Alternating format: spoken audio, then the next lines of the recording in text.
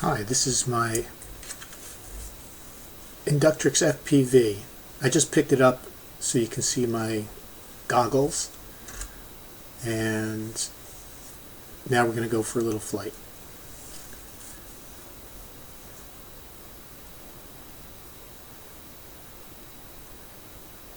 Looking around the living room, all the ski stuff is out, getting ready to go on a trip. There's me. I just turned it around so you could see what it looks like when you're sitting there looking very oblivious. I had no idea that I can't see the drone through the goggles. I just knew it was to my left, so I turned my head. Just a quick test, make sure everything's going. See, the lights are blinking on it because the battery's almost dead. Now we're going to go for a little flight around the house. Up the stairs. It bumps into the walls. It doesn't crash because it's got guards around the propellers, so it doesn't damage anything. It only weighs about 4 ounces, probably less. Some strange person in my bedroom there. Who knows who it could be?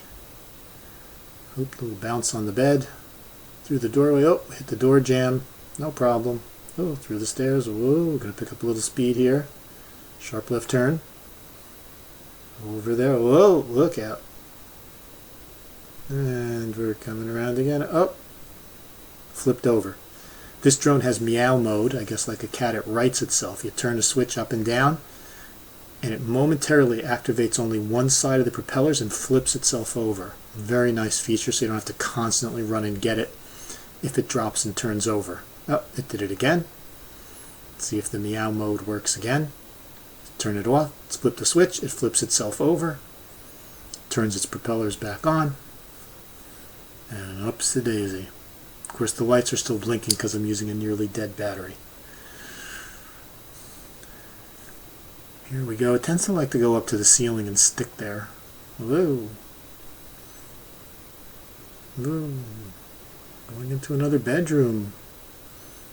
Signal's still pretty good. Nothing much in there. Out we go. Here we come back. Whoa.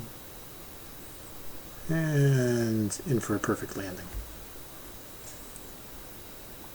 Isn't that fun?